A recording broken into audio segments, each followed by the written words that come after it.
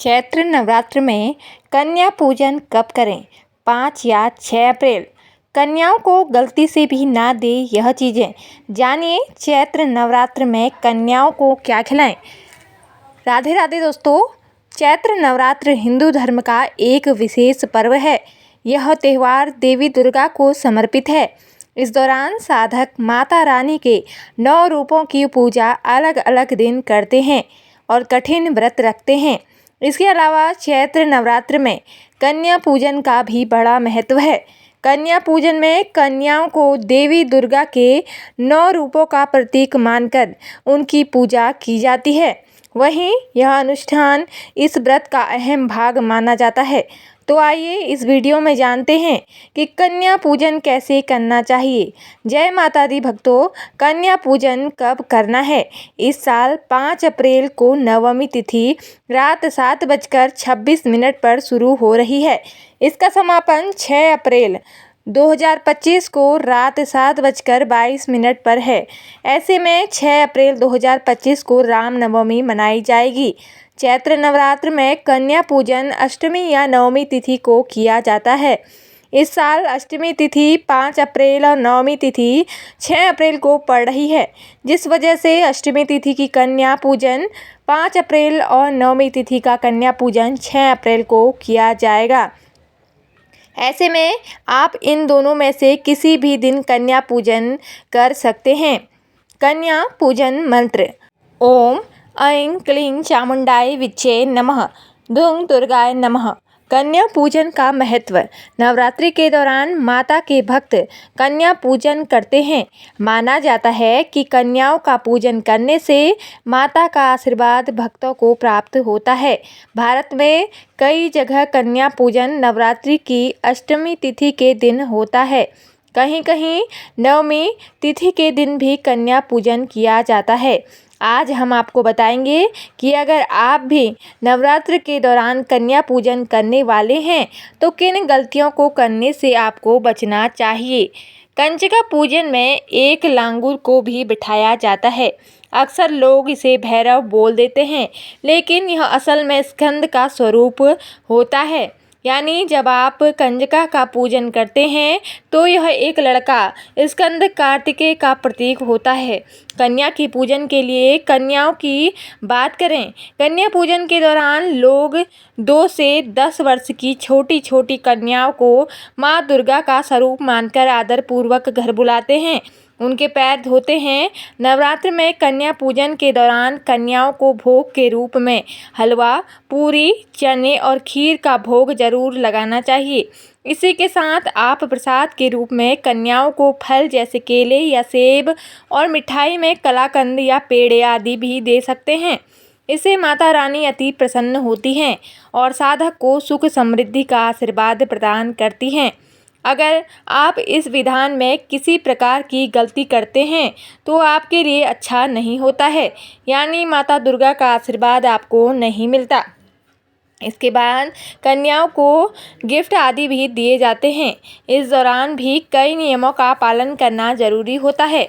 अगर आप इस विधान में किसी प्रकार की गलती करते हैं तो आपके लिए अच्छा उचित नहीं माना जाता, यानी माता दुर्गा का आशीर्वाद आपको नहीं मिल पाता।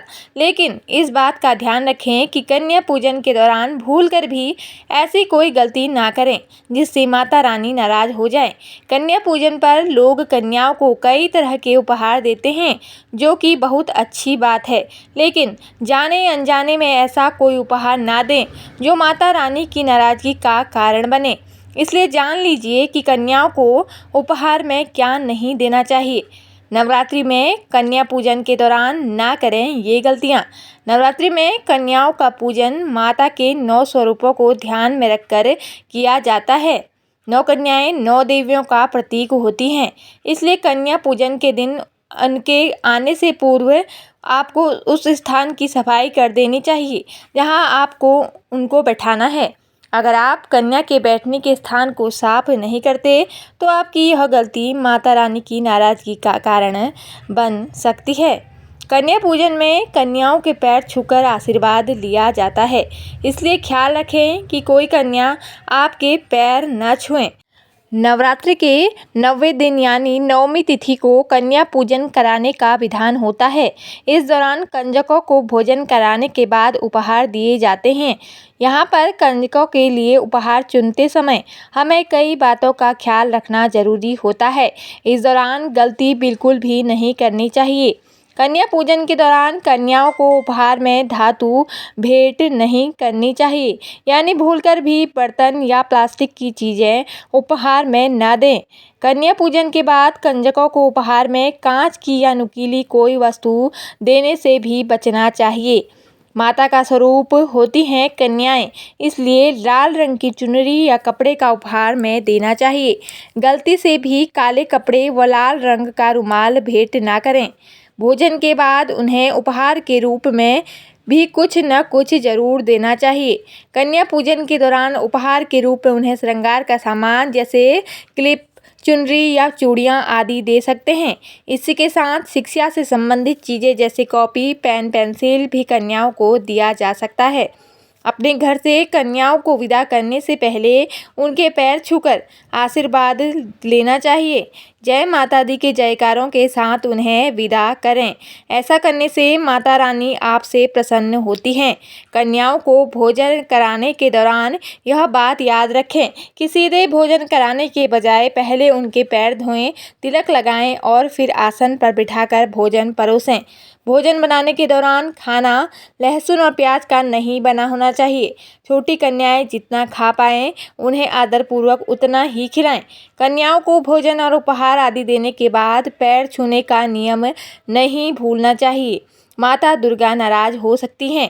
कन्याओं को विदा करने के बाद तुरंत ही घर की साफ सफाई ना करें। इस दौरान थोड़ा रुकना चाहिए। इन गलतियों से भी बचें। कन्याओं को घर आते ही सीधे भोजन कराने के बजाय पहले उनके पैर धोएं, तिलक लगाएं और फिर आसन पर बैठाएं। कन्याओं के भोजन में लहसुन, प्याज युक्त चीज़ें न खिलाएं। केवल हलवा, पूरी, चना और नारियल ही खिलाएं। छोटी कन्याएं जितना खा पाएं उन्हें आदरपूर्वक उतना ही खिलाएं। कन्या पूजन के लिए भोग बनाते समय स्वच्छता का पूर्ण रूप से ध्यान रखा जाना चाहिए। साथ ही इस बात का भी ध्यान रखना चाहिए कि भोग में शामिल सभी चीज़ें पूर्ण रूप से सात्विक होनी चाहिए। छोटी बच्चियों का कन्या पूजन किया जाता है। ऐसे में कोशिश करें कि आप भोजन कम मिर्च मसाले वाला बनाएं। बिना पैर छुए कन्याओं को भूल कर भी विदा न करें, इससे माँ दुर्गा नाराज हो सकती हैं। कन्याओं को विदा करने के बाद तुरंत घर की सफाई न करें। देवी पूजन के बाद पूरे परिवार को प्रसाद ग्रहण करना चाहिए। इसके साथ ही जो कलश आपने नवरात्र में अपने मंदिर पर रखा है उसके जल को पूरे घर में छिड़क दें। साथ ही कलश पर रखे नारियल के जल को पूरा परिवार प्रसाद की तरह ग्रहण करें। इससे धनलक्ष्मी की बरसात होती है।